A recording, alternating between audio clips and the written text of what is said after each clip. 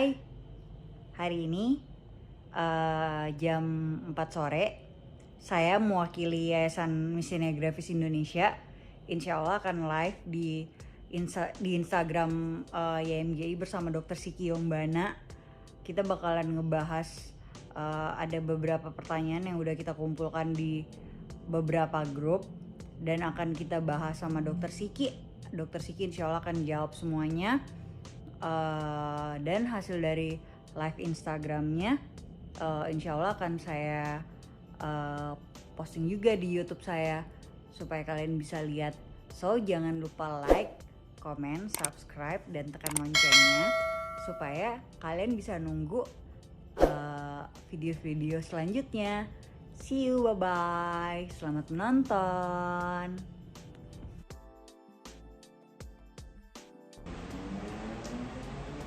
Kita lagi nunggu Dokter Siki ya. Dokter Sikinya belum gabung. Kita lagi nunggu Dokter Siki. Oh, hai Dokter Siki. Dokter Siki join.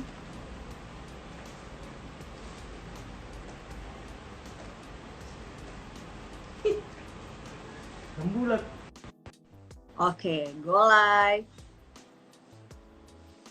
Kita lagi nunggu Dokter Siki. Banyak banget nih dok pertanyaan. Hai dok, selamat sore. Hai, halo sore. Banyak banget pertanyaan dok, kayaknya nggak bakalan dapet ini 45 menit. Masa? Kemarin udah dikasih tuh. Udah dikasih tapi banyak banget yang ngirim dan agak mencuri perhatian saya di luar dari COVID ini. Oh nambah lagi berarti pertanyaannya ya? Nambah lagi. Oke. Tapi nambah baru masuk ini. Kita mulai dari sekarang gimana? aja ya. Coba nanti insya Allah kita coba jawab. Iya, kita coba jawab semuanya ya dok ya. Oke, pertanyaan pertama dok. Seorang AMGers lebih rentan tertular COVID-19 karena seorang AMGers apabila kena bapil aja bisa berakhir di ICU. Kalau iya, apakah bisa sembuh? Itu paling apanya banyak yang bisa pertanyaan dok. Yang bisa sembuh apanya nih? COVID-nya dok, COVID-nya. Gini. Soalnya kan kita kan imunnya rentan banget. Sedangkan pada COVID imun harus dinaikin. Oke. Jadi gini, kalau pada kita nggak ngomong MG pada khususnya ya, tapi semua pasien autoimun itu mempunyai gangguan imunitas pasti itu kan. Nah, gangguan imunitas penyakit apapun akan lebih mudah terserang penyakit dari mikroorganisme, entah bakteri, virus atau jamur itu dulu ya. Cuman autoimun ini akan jauh lebih gampang kena lagi kalau dia mengkonsumsi obat-obat yang menekan sistem imunnya, imunosupresan. Nah, itu dia lebih bisa kena lagi itu. Nah, kalau dibahas tentang MG-nya, gimana dong tuh kalau MG? Ya, oke, prinsipnya gini deh. Kalau kita ketakutan duluan, ini penting ya. Kalau kita ketakutan duluan, kita stres, itu imun pasti ngaco, gitu loh. Nah, jadi waspada boleh, stresnya nggak usah. Jadi kalau misalnya apakah MG itu bisa kena COVID? Jangankan MG, yang nggak MG aja bisa kena kan? Tapi apakah orang yang MG kalau kena COVID bisa lebih parah? Ya bisa dibilang bukan MG doang, semua orang yang punya komorbid, penyakit penyerta bukan bisa dipastikan. Secara statistik akan lebih berat kena infeksi coronanya dibanding yang enggak gitu. Bisa sembuh apa enggak? Ya bisa. Kalau misalnya secara imunitas bisa diperbaiki dengan cepat, maka kemungkinan insya Allah bisa sembuh. Nah, gitu. saya nambahin dok. Kita kan minum imunosupresan. Kan? Ya. Nah, sekarang banyak tuh yang jual healthy juice, banyak yang jual makanan sehat. Apakah itu sudah cukup untuk kita membarekade diri selama COVID ini atau gimana dok? Soalnya kita kan nggak boleh tuh yang minum-minum imbus gitu segala macam kan? Iya, ya pokoknya minuman yang menaikkan sistem imun kayak gitu kan. Jadi gini. Untuk memperbaiki membarikade dari bahasanya, jadi itu sebenarnya cukup nggak? ya antara cukup nggak cukup. Jadi bukan cuman kita pakai makan healthy juice, kita makan sesuatu makanan yang gimana-gimana. Nggak cuman itu. Balik lagi, sebuah pasukan tidak dibangun hanya dengan prajurit dan kapten, tapi dia perlu ada letnan, perlu ada mayor, perlu ada kolonel. Jadi pasukan itu dia bolehlah pakai healthy juice, bolehlah pakai buah. Cuma jangan lupa istirahatnya oke, faktor pencetusnya harus dihindarin, kemudian stresnya harus dihilangkan. Kalau yang berpotensi bikin stres, ya udah nggak usah terlalu banyak baca berita corona lah gitu. Benar, itu udah paling benar dok. Itu udah paling benar. Pertanyaan kedua dok, ya itu udah selesai. Lanjut. Gimana menghilangkan sengau? Apakah ada masalah dengan syaraf sekitar leher dan mulut? Sementara kondisi saya sangat stabil sekarang ini. Bisa berpuasa dosis mestinon 1x1, dan meskipun dinaikkan dosis mestinon tetap tidak menghilang sengaunya. Gimana tuh dok? Umur berapa yang nanya ya? Ini nggak ada umurnya dok. Nggak ketahuan ya? Oke. Nggak ketahuan. Kalau ngomong sengau, jadi tadi ada juga tuh yang sempat nanya DM di Instagram saya. Jadi kadang gini, orang dengan MG, dengan miastenia, kadang ya, meskipun nggak semua ya, terlalu mengaitkan sesuatu masalah kondisinya dengan miastenia. Karena jujur, itu bisa benar, bisa salah. Bisa jadi orang yang sengau ini mungkin bukan sengau dari miastenia. Karena kalau sengau dari miastenia, normally dia mungkin bisa, kalau fisiknya bagus, pakai mestinon terkontrol, mestinya, meskipun nggak 100% ya, mestinya sengaunya bisa terkontrol. Tapi kalau dia tidak terkontrol, kok sengaunya terus-terusan? Mungkin kita harus cek, satu, mungkin amandelnya kah gede, atau dia punya sinus, atau ada adenoidnya masih ada kalau masih muda misalnya. Yang keempat, bisa jadi dia emang ada gangguan pita suara, karena kelumpuhan saraf nomor 9-10. Itu kan nggak ada kaitannya dengan MG gitu ya. Jadi bagusnya, dicek dulu ke dokter neurologi yang terdekat, mesti dikejar. Ini gangguan sengaunya, gangguan pita suara, gangguan otot, gangguan saraf, atau ada gangguan di sekitar pusat resonansi suara. Nah, jangan-jangan bukan gara-gara MG. Iya, emang banyak banget dok. Semua disangkut pautkan. Mungkin gara-gara ini. Tadi ada yang nanya tuh, ada yang nanya, tremor. Untuk ngilangin tremor gara-gara MG, tremor nggak ada hubungan sama MG musinya ya, lain cerita. Iya. Nah itu. Jadi nggak ada hubungannya. Kalau saya sih dok, kalau saya ditanya gitu, saya biasa jawab pakai mestinon nggak, pakai steroid nggak? Soalnya itu bisa jadi efek steroid. Yes. Ya mesti dicari dulu, bukan gara-gara MG doang, banyak faktor. Bukan gara-gara MG doang. Terus ada yang nanya lagi dok, selama masa pandemi ini sudah berapa kali saya mengalami diplopia? Area sekitar mata juga bengkak, pusing, padahal masih rutin minum mestinon 3x1 berkurang setelah konsumsi MP. Terus katanya dia kalau sudah tidak minum MP kembali lagi. Apakah kondisi saya ini harus tetap konsumsi MP? Dan aduh ini yang paling bahaya banget dok. Mereka selalu pasien miastenia gravis itu selalu mainin dosis mestinon sendiri. Apakah penggunaan MP yang aman, karena katanya tidak boleh konsumsi MP terus-menerus? Sebelumnya saya konsumsi 16, turun 8, sekarang 4. Karena sekarang belum ke dokter lagi, saya ikuti prosedurnya seperti itu. Nah, itu yang bahaya banget. Tapping MP sendiri, mainin MP sendiri. Jadi kalau mau mainin, mending mainin mestinon dibanding mainin methylprednisolone. Karena gini, buat teman-teman yang tadi tanya atau punya keluhan yang serupa, baiknya kalau memang ada keluhan yang bertambah atau keluhan yang perbaikan, itu lebih aman mainkan dosis mestinon, karena mestinon kerjanya singkat. Artinya palingan ya, tanda kutip, efek sampingnya kalau nggak perutnya ngaco, kayak gitu-gitu doang kan, jadi kembung. Tapi dia nggak ada efek lari ke tulang, ke tensi naik, ke diabetes, ya kan, ke ke serangan jantung, nggak. Dia dan lebih lebih relatif lebih sedikit efek sampingnya. Jadi kalau emang yang belum konsultasi atau dokternya nggak bisa dihubungin, boleh mainkan dosis mestinonnya aja, satu itu. Yang kedua, balik lagi, miastenia nggak semata-mata urusan mestinon, metil. Bukan cuman obat. banyak faktor non obat yang bisa bisa di-adjust, bisa diatur, bisa diperbaiki. Ya contohnya stresnya dihilangin, makanannya gimana? Udah makan yang sehat belum gitu kan ya? Kalau masih makan kaleng, makan instan, makan pengawet ya itu mesti dikurangin juga gitu kan. Terus saya jadi tersinggung. kondisi ininya gimana? Kondisi secara umum hari-hari. Ya kita jangan kena panas dulu. Atau kalau memang ternyata, oh nih gue kumat nih kayaknya nih. Jangan naikin, aduh mestinon mana, metil mana, ntar dulu, coba istirahat dulu, merem dulu, kasih kompres yang dingin-dingin dulu, gitu loh. Jadi ada step by step. Jangan semua dengan obat. Nah, terbingung, stres.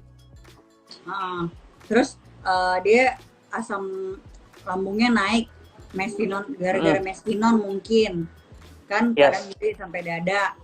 Dia minum omeprazol dalam waktu lama, apakah nggak berbahaya, Dok? Ya, omeprazol dalam waktu lama sih relatif aman ya, tapi balik lagi, kan artinya kalau kita menggunakan omeprazol berarti kan asam lambung kita ditekan. Kalau asam lambung ditekan, ada beberapa zat-zat makanan yang bagusnya diserap dalam kondisi asam, gitu loh, ya kan? Jadi mungkin selain dengan menekan asam lambung, coba perbaiki pola makan. Jangan salahin mesinnya doang, makan pedas masih nggak? Makan asam masih nggak gitu kan ya. Nah itu mesti diperbaiki juga. Terus kalau memang lebih amannya lagi sebenarnya lebih baik kalau pada orang yang mengkonsumsi obat lambung dalam waktu lama, jangan golongan antacid, golongan PPI atau yang menekan asam lambung. Intinya jangan seperti itu. Lebih baik gunakan golongan rebapipid ya kan. Contohnya mungkin perlu saya sodorin dikit ya. Iya boleh Dok. Nih kayak gini nih. Itu apa Dok? Ini bukan iklan. Itu apa Dok? Nggak kebaca. Apa? Mucosta. Oh, saya pakai Mucosta Dok. Iya, pahit banget. Saya pakai Mucosta biji-biji itu. Mucosta ini dia relatif lebih aman karena kenapa? Dia asam lambung tetap keluar, jadi bisa mencerna dengan terus aman, tapi dia bisa menekan rasa nyeri dan bisa melindungi lambung. Jadi itu lebih baik gitu ya. Dia gunanya melapisi lambung ya Dok. Kalau Mucosta itu. Dia sama-sama sukralfat ya Dok, cuman lebih bagus Mucosta. Modelnya kurang lebih begitu. Jadi lebih aman pakai ini. Tapi kalau yang pertanyaan ketiga ini Dok, saya rasa asam lambungnya itu karena penggunaan mestinon yang terlalu tinggi. Soalnya penggunaan metilprednisolon yang terlalu tinggi. Soalnya metil kan bisa efek lambung. Jadinya kalau nggak salah watermelon disease ya kalau di endoskopi. Iya, jadi balik lagi. Gitu, meskipun si orang ini nggak pakai metil, mestinon juga bisa bikin lambung nggak enak kan. Cuman bener tadi, metil yang paling bikin dosa kalau ke lambung sih sebenarnya. Iya, dosa banget ya. Saya udah ngerasain Dok. Terus pertanyaan keempat Dok, bagaimana apa penyebab cadel? Bagaimana mengatasinya? Penyebab cadel, ini balik lagi pertanyaannya kayak sengau tadi kan kayak sengau. Cadelnya pastikan dulu, cadelnya karena MG atau bukan. Kalau cadel karena MG bisa dipastikan itu cadel yang hilang timbul. Kalau dia nanti capek dia cadel, kalau misalnya dia seger dia pulih lagi ya kan. Kalau memang kondisinya karena MG ya perbaiki MG-nya, maka cadelnya akan perbaikan. Tapi kalau misalnya jawab pertanyaannya kayak tadi misalnya, saya kondisi bagus ini udah oke, tapi kok cadelnya masih? Jangan-jangan cadelnya bukan dari MG. Gara-gara karena ada kerusakan di saraf nomor 12 gitu loh. Jadi mungkin harus dicari lebih jauh lagi. Terus ada lagi nih Dok, MG yang menyerang otot gerak apakah bisa pulih kembali? Saya sudah 8 bulan tidak bisa berjalan, lemas, konsumsi mestinon 5x1. Nggak dibilang ya pakai mestinon perbaikan apa enggak? Enggak, dia nggak bilang. Kalau MG harusnya kan kelemahannya naik turun ya? Naik turun. Kalau dia 5 bulan apa nggak bisa jalan blok itu yakin MG-nya. Oh ya 8 bulan, yakin MG-nya. Enggak, kalau yang saya dapat ya Dok, berapa lama ini yang saya lihat kebanyakan orang semangatnya yang turun. Oke, jadi ada faktor X. Faktor X psikologi. Jadi kita ini benar-benar kayaknya butuh psikolog satu, dokter psiki satu, kita ngobrol bareng-bareng karena banyak sekali penyintas yang kepalanya yang rusak. Saya pernah sampai nggak bisa jalan. Saya sampai pernah nggak bisa jalan sama sekali, Dok. Dokter Siki kan tahu saya 6 kali pakai ventilator. Tapi saya sekarang bisa jalan jauh, lumayan jauh lah. Saya bisa ini, saya bisa itu. Itu karena semangat dan saya mikir saya bisa sembuh. Benar. Saya Mistinun cukup. Saya nggak butuh yang lain. Begitu saya capek, saya tidur. Iya. Nah, banyak penyintas yang kepalanya yang ini. Ya, benar. Jadi emang harus apa ya? Harus tanda kutip ya. Ini harus benar-benar menerima dan kita ngakalin. Artinya ngakalin. Ya kayak orang asma. Ya dia akan asma terus. Gimana caranya dia nggak kumat? Orang MG, ya oke dia MG, tapi gimana caranya dia nggak kumat? Jadi salah satunya si mental tadi, gitu kan? Iya. Tapi taruhlah sih, nih Put, kalau misalnya pasien yang tadi ternyata mentalnya oke, misalnya, tapi kok masih nggak bisa jalan, jangan-jangan bukan MG kan gitu. Terus? Karena banyak. Saya juga pernah dengar, Dok, satu kali di grup ada satu penyintas yang nggak mempan dengan Mestinon.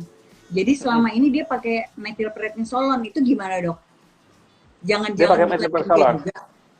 Iya, mempan enggak. Kalau misalnya dia pakai methylprednisolone tanpa mestinon perbaikan, jangan-jangan bukan MG. Iya, saya pernah dengar itu kalau nggak salah di grup Mistinografis deh. Katanya dia nggak cocok. Jangan-jangan dia miopati. Oh, gitu ya. Kan? Gangguan otot saja, karena beda gangguan. Keluhannya sama-sama lemas, cuman kalau miopati karena ototnya murni. Kalau misalnya MG kan sambungan otot dan saraf, intinya masalahnya. Iya. Oke, next. Apa kegunaan Mestinon bagi MGers dan apakah bisa menyembuhkan? Oke, kegunaan Mestinon bagi MG adalah seperti sapu tangan atau tisu pada orang nangis. Bensin pada mobil. Bensin pada mobil. Berhenti, isi. Ya, berhenti, isi. Ngucur, lap. Nah, kayak gitu. Jadi gunanya untuk memperbaiki gejala atau menghilangkan simptom, menghilangkan gejala. Itu dia. Apakah Mestinon menyembuhkan? Ya bukan menyembuhkan, tapi memperbaiki kondisi. Iya. Ya kan, dia memperbaiki kondisi. Keadaannya dibenerin. Banyak pertanyaan juga, Dok. Apakah Mistinografis bisa sembuh? Kalau dibilang sembuh, ya memang ada, kalau autoimun ada remisi. Remisinya inilah yang dibagi menjadi beberapa grade ya, beberapa derajat. Ada yang remisi total, berarti dia bisa remisi atau sembuh sempurna, atau ada mayoritas sih remisi parsial, sebagian hasil perbaikan klinis, bisa terkontrol. Tapi bisa juga sebagian juga yang nggak respon gitu kan. Kalau Dokter Siki? Agak jarang ya. Kalau saya dibilang total nggak berani juga ya, karena kadang juga suka kumat, tapi emang saya udah lepas Mestinon. Iya. Gitu, jadi bisa bilang ya mungkin saya lebih cocok dibilang remisi parsial dan lebih bisa mengendalikan diri. Capek, tinggalin urusan. Stres, liburan. Berarti yang kayak Dokter Siki bilang sama saya waktu itu ya, jangan-jangan kamu udah remisi parsial, Put, cuman kamu nggak sadar. Iya. Iya, oke. Gitu. Next question. Saya demam 3 hari, Dok. Badan sakit semua. Kalau narik nafas, sakitnya sampai ke punggung. Mau ke rumah sakit, takut. Dia MG juga berarti kan ya? Iya. Oke. Kalau MG sih sebenarnya nggak ada hubungan sama demam, satu itu. Yang kedua, MG juga nggak bikin sakit ya. Nafas, narik ke punggung, segala macam nggak bikin sakit gitu. Nah, keluhannya ada sesak juga nih. Jangan-jangan bukan gara-gara MG, ini kasus kayak gini sering namanya cervical spasm. Pada orang-orang yang ada gangguan di tulang leher, saraf lehernya kena. Jadi orang yang kena saraf lehernya itu akan menyebabkan gangguan lari ke kepala, sampai batas alis, kadang yang rasanya kayak keikat berat, kemudian tengkuknya nggak enak, belikatnya sakit, terus kadang kalau napas kayak nyangkut. Kayak gitu, itu suka kayak gitu. Nah, sebabnya apa? Sebabnya ini apalagi untuk mungkin teman-teman yang lagi work from home ini ya, dia sering nunduk ya, ngetik dulu, gadget, pokoknya banyak nunduk, jadi kekakuan posisi, itu dia sih. Jadi itu bukan bisa karena bikin demam, Dok? Demamnya lain cerita, demamnya mestinya enggak, tapi bisa balik lagi, setiap demam akan menyebabkan gangguan rasa mialgia kan, rasa gangguan di otot. Tapi nggak ada hubungannya sama MG sih mestinya. Tapi kalau demam juga agak susah ya dok, karena kita mesti melakukan pemeriksaan penunjang lain ya, pemeriksaan darah, betul. Kita mesti lihat ada infeksi atau enggak, ya. Benar. Jangan antibiotik sembarangan ya pokoknya. Jangan lupa MG, jangan antibiotik sembarangan dan jangan minum obat flu sembarangan. Iya. Terus ini dok, bagaimana cara MGers di atas 50 tahun yang mempunyai pekerjaan public service yang selalu melakukan perjalanan jauh? Dokter Siki bisa loh liburan kemana-mana. Ya kan liburan bukan pekerjaan. Ya sebenarnya balik lagi sih, selama kita bisa memanage stres, bisa memanage fisik ya, artinya kita atur aja. Boleh silakan 50 tahun ke atas mau jalan, balik lagi keluhan dia ringan apa enggak. Tapi kalau dari pertanyaannya kemungkinan keluhannya ringan. Karena kenapa? Masih udah 50 tahun, masih produktif, masih bisa pergi ke sini. Berarti kan keluhannya ringan. Yang penting mestinon jangan lupa dibawa satu itu. Yang kedua, hiduplah dari AC ke AC gitu ya. Jadi tempat dingin ke tempat dingin. Hati-hati itu ya. Anak penguin. Jangan lupa. Jadi boleh nggak? Ya boleh. Dan atur-atur lah. Carilah penerbangan kalau emang harus pergi. Cari penerbangan jangan yang siang. Kalau bisa yang malam dia bisa istirahat. Pokoknya senyaman mungkin deh gitu loh. Tuh. Dia ini kemarin bisa jalan-jalan tuh. Nongol tuh orangnya tuh. Terus ini dok. Ini dari Frans. Kemarin saya sempat ngobrol sama Frans juga. Penggunaan imunosupresan pada masa pandemik. Sementara di masa ini orang-orang menaikkan imunnya untuk melawan COVID. Sementara kita harus konsumsi imunosupresan buat nurunin imunnya. Apakah kita harus dalam kamar terus untuk menjauhkan virus-virus itu dari kita? Nih kalau prinsip ini kayak prinsip main kopling gitu ya, direm digas kekencangan ngebut, direm ke tekan terlalu pakem gitu kan ya. Nah ini dilema juga sih, serba salah ya. Memang gini, tidak semua orang MG pernah harus minum imunosupresan itu dulu. Tidak semua orang autoimun perlu minum imunosupresan kalau dia tidak flare, ya kan? Kalau dia lagi nggak kumat. Orang yang minum imunosupresan berarti dia punya dia lagi flare atau gejalanya lagi heboh, ya kan? Nah, kalau memang lagi heboh, nih ya mau nggak mau tolong jangan keluar rumah dulu deh, karena di luar lagi hutan belantara tuh kan, itu dulu. Nah, karena balik lagi kita nggak minum imunosupresan, malah nanti kita kenapa-napanya gara-gara penyakit kita sendiri. Tapi kita minum imunosupresan, kita kenapa-napanya karena mikroorganisme dari luar. Dalam hal ini misalnya karena virus corona gitu ya. Jadi ya kita imbangin deh, kalau terpaksa minum imunosupresan, ya udah apa boleh buat minum imunosupresan dulu. Karena kita harus beresin yang di dalam negeri kita dulu, nggak usah mikirin yang di luar negeri gitu loh. Saya dok terakhir keluar itu waktu ketemu dokter Siki, udah. Iya, pulang ke Makassar itu nggak pernah keluar lagi sampai hari ini. Iya nggak lama juga, habis itu kan langsung corona ya, nggak lama. Iya, udah di lockdown. Terus dok, suami saya susah makan karena banyak slam sejak bulan September. Makannya di blender encer, tapi seminggu ini pernah susah menelan ludah dan harus didorong air. Dari kemarin nggak bisa masuk makanan kecuali jus dan susu. Itu pun lama minumnya. Suami nggak ada tenaga untuk keluarkan slam. Barangkali ada pengalaman atau cerita MGers lain yang sama, bagaimana mengatasi hal ini?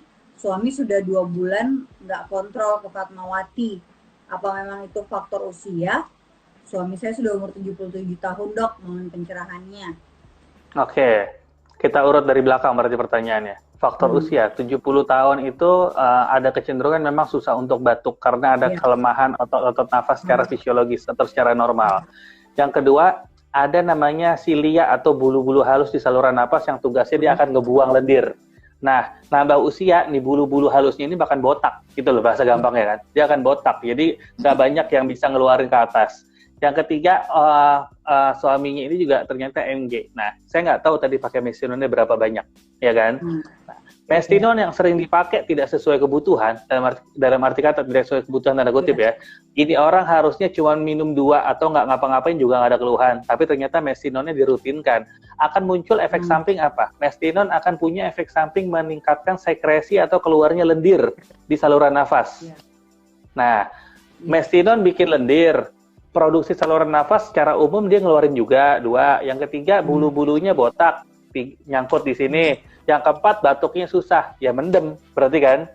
Nah, ini agak tricky nih. Gimana cara ngobatinnya? Sedangkan untuk buang, untuk nelan ludah susah, untuk makan susah, keganjal gitu kan ya. Nah, caranya yang ini banyak pasien kayak gini, jujur. Kalau saya sih, saya saranin kalau di suction kan nggak mungkin, karena pasien ini sadar dan rasanya enak. Jadi yang paling aman adalah diuap, supaya encer. Di nebu supaya encer. Itu. Di nebu rutinin aja itu. Sendiri loh dok di ICU. Iya, itu kan dokter. Suction sendiri. Nggak semua. Kalau yang bukan orang medis mungkin agak susah kan. Tapi dia nggak di rumah ini, masalahnya dia di rumah dok, dia nggak ke rumah sakit. Benar, pakai uap aja, nebu aja. Nebu kan bisa beli alat. Aja dok. Biasa isinya apa? Ada nebu yang isi. Kalau saya isinya biasanya pakai pengencer dahak, berarti pakai bisolvon. Bisolvon yang bukan bisolvon obat batuk ya, bisolvon yang dikucur-kucurukin. Beda ya. Bukan yang bisolvon obat batuk yang pakai sendok, yang dikucur-kucurukin ya. Bilang terus bisolvon buat nebu. Iya, itu. Terus pakai pakai Pulmicort ya, pakai steroid lokal. Steroid lokal buat mencegah dia keluar lagi. Yang ketiga, campurin NaCl. Sediaannya 2 cc, 2 cc, 2 cc. Jadi 6 cc diuapin sampai habis. Seberapa sering? Terserah. Terserah, cuma biasanya sekitar 2 atau 3 kali. Jangan lupa, habis pakai uap ini kumur-kumur. Karena pakai Pulmicort, ntar jadi jamuran mulutnya. Iya. Karyawan, itu. Nah, ini pertanyaan paling epic, dok. Isu tentang herd immunity yang akan diterapkan di Indonesia. Apa dampaknya kepada MGERS jika ini diterapkan? Dan apa yang mesti MGERS lakukan? Bagaimana pendapat dokter Siki? Oke, ini berat juga ya. Apalagi saya bukan ahli imunologi. Jadi sebenarnya gini, yang pertama, herd immunity itu belum ditetapkan loh. Jangan. Jadi itu hanya asumsi. Itu baru asumsi. Jadi nggak ada yang ngomong herd immunity yang pertama itu dia. Yang kedua, kalau seandainya ada gitu kan ya, bukan seandainya aja, seandainya akhirnya mengarahnya ke sana gitu ya. Ya secara umum sih kita nggak ngomong urusan MG doang ya. Banyak orang yang imunokompromis itu jauh lebih rentan dibanding yang orang autoimun sebenarnya gitu ya. Imunokompromis itu dalam artinya orang yang menggunakan obat-obatan rutin karena pasca transplantasi atau cangkok organ. Yang kedua orang-orang dengan HIV positif, ya kan? Ya memang baru urutan ketiga orang-orang autoimun yang menggunakan imunosupresan gitu loh.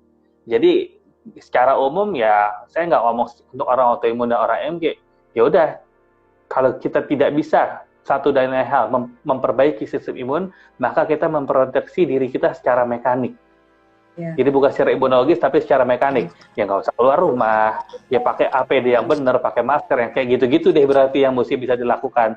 Tanda kutip berarti kan bisa kayak semacam apa ya? Kayak semacam seleksi ya. Jadi yang kuat yang bertahan, yang lemah yang seleksi alam yang kena ya kan. Kalau kita tahu gua nggak bisa keluar nih karena gua bukan jagoan, nggak usah ikut berantem dalam rumah aja.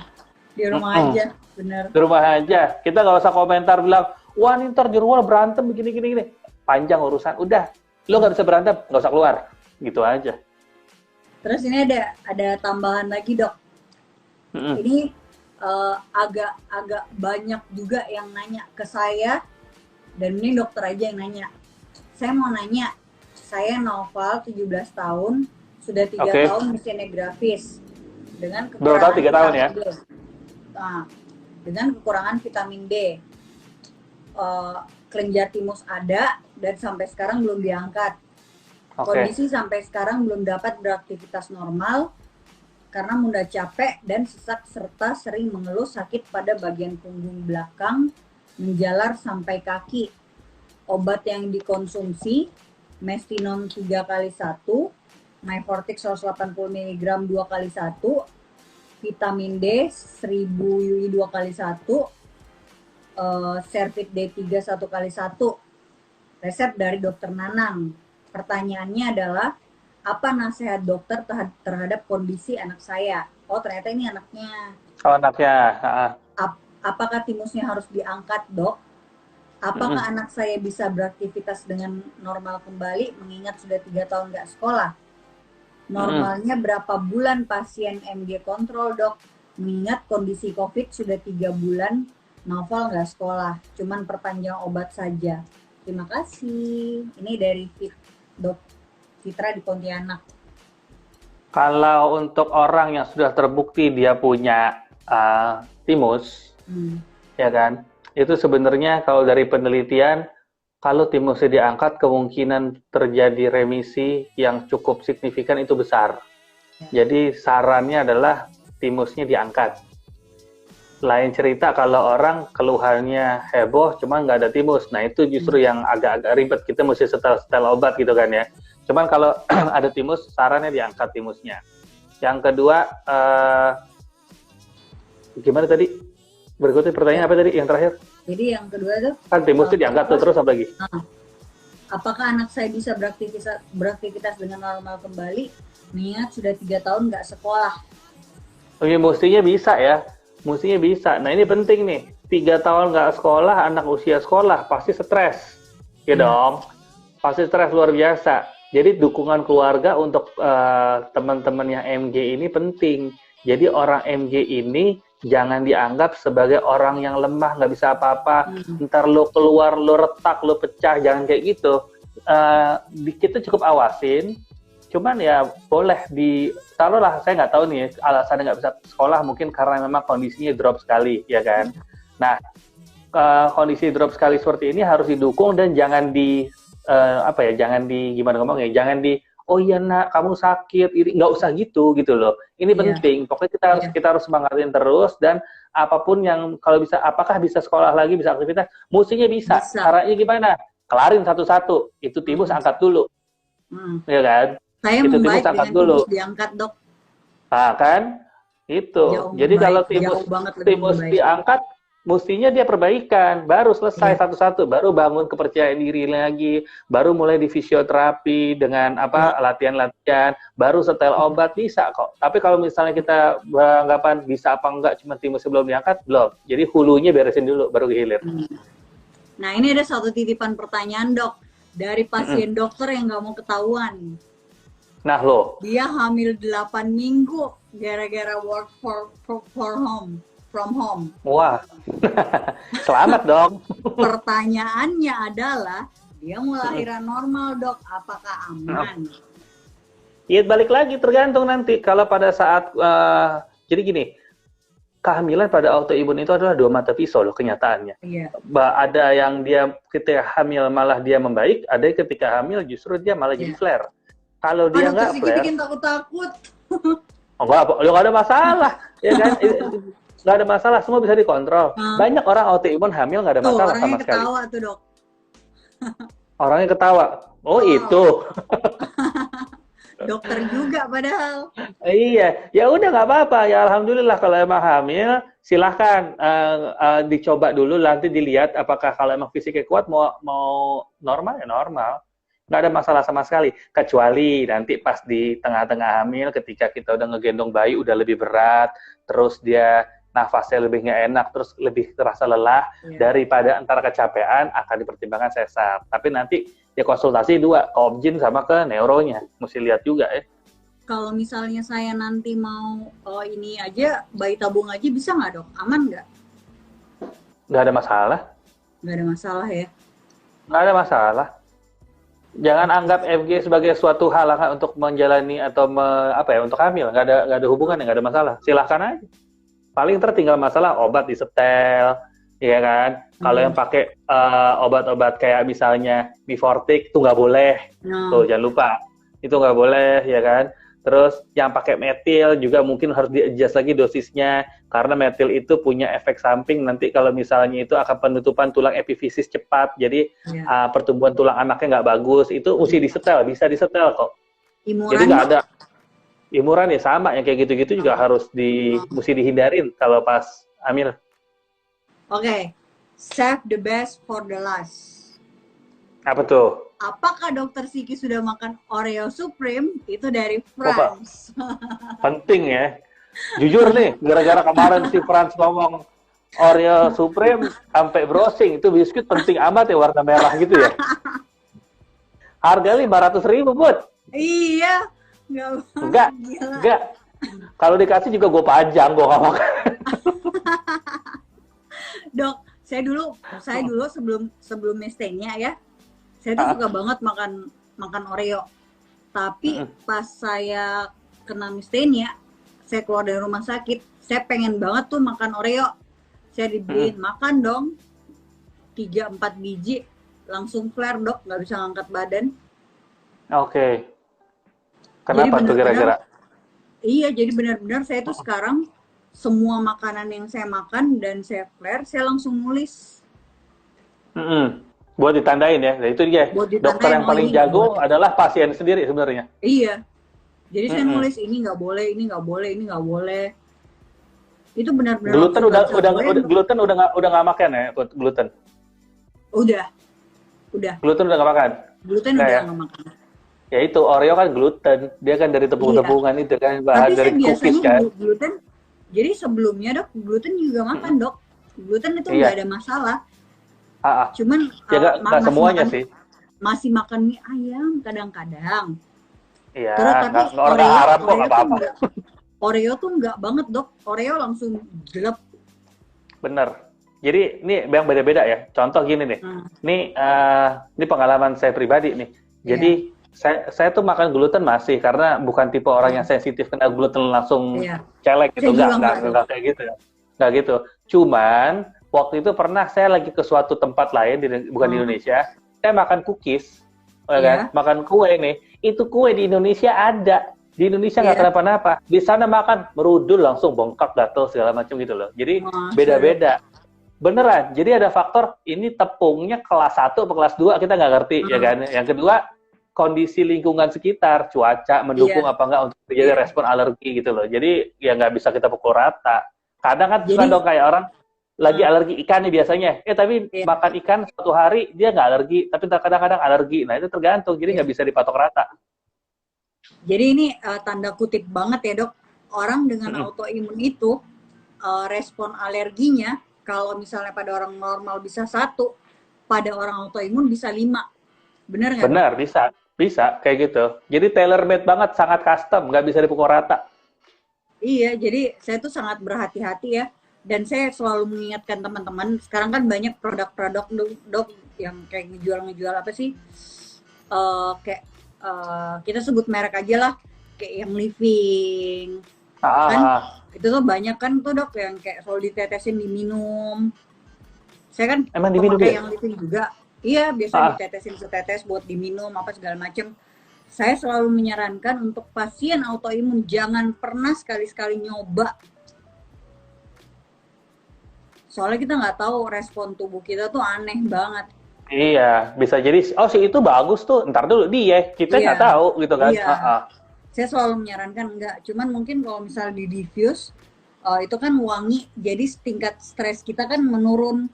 Kalau suasana tenang, wangi. Bikin relax lah intinya ya. Bikin relax itu oke. Cuman kalau untuk minum langsung atau segala macam, saya nggak pernah nyaranin sih dok. Nih, saya pernah makan bubur langsung letoy. Panas. Bubur panas. 1 panas, 2 cakwenya kebanyakan, bisa jadi. Cakwenya kan tepung. Iya. Dia mungkin tipe orang yang nggak kuat dengan gluten kan gitu. Iya. Kalau kita berdua aman ya sama gluten ya. Cuman saya sih mengurangi banget dok. Saya sangat. Ya kalau boleh milih sih, saya juga nggak makan. Cuma kalau adanya itu ya nggak ngindarin juga gitu loh. Karena ada orang yang sensitif banget kan, ada yang nggak gitu. Ini ada yang nanya nih. Ada yang nanya. Ada yang nggak pede anaknya diangkat timusnya, dia takut dadanya belah. Apakah operasi pengangkatan timus aman untuk anak 17 tahun? Aman. Nih, saya dok, dada saya kebelah. Aman, nggak masalah. Nggak masalah, saya nggak malu. Nggak ada masalah, santai aja. Kak, udah ada prosedurnya, tuh kan? Ada prosedurnya. Nah, nanya tuh, nastar, gimana nastar? Ya, nastar sih. Ya balik lagi sih, kalau emang nggak alergi silakan aja. Gluten aman ya. Aman. Banyak kan naik tepung dok. Mm-mm. Kenapa tepung? Nggak banyak kan nanya tepung. Soalnya kan mau lebaran tuh banyak yang mau makan Ah, nastar. ya udah deh, yang kayak gitu hindarin aja. Artinya kalau mau cobain yang emang nggak punya riwayat masalah sama gluten, nggak usah dicari. Jangan mentang-mentang, gue kan sama gluten aman, tabrak semua, nggak tahu loh, capek, ntar kondisi fisik lagi nggak oke, flare. Jadi kalau emang nggak alergi sama gluten, nggak sensitif, ada nastar, coba makan di 1, 2 boleh. Habis itu mau lagi, nggak kenyang, udah cukup. Nah, ini ada nih dok. Mm-mm. Selama puasa saya turun dosis jadi satu butir per hari. Yang awalnya 3 per hari. Tapi yang jadi masalah saat ini adalah suara saya masih sengau dan belum bisa normal. Adakah saran dari dokter? Naikin mestinonnya, udah dokter Siki jawab dari tadi.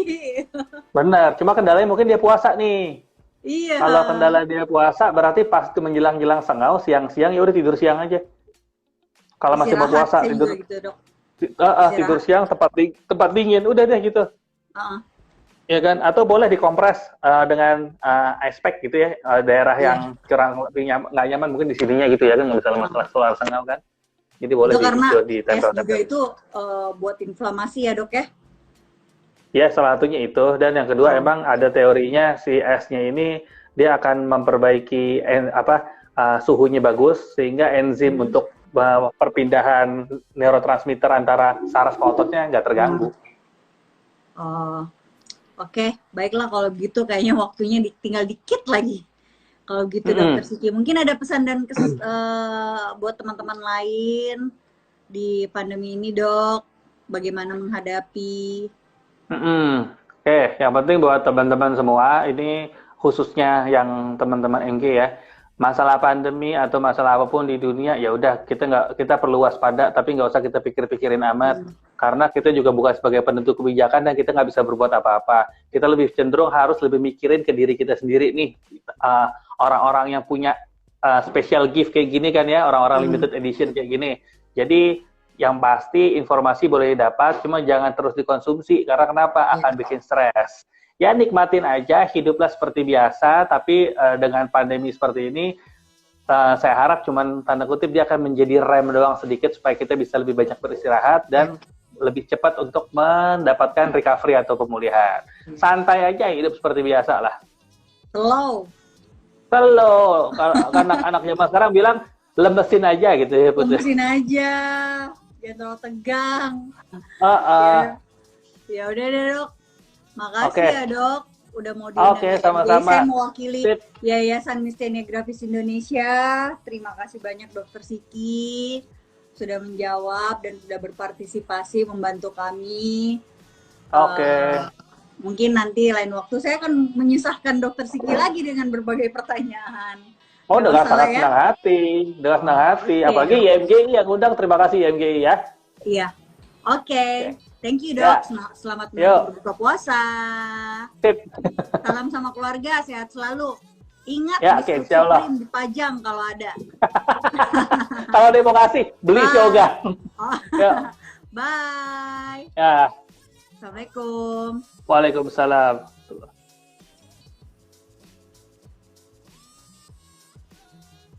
Oke, tadi kita udah ngobrol banyak sama dokter Siki, dan live ini bakalan saya save dan saya masukin di YouTube saya, jadi buat yang ketinggalan bisa nonton dan bisa di save.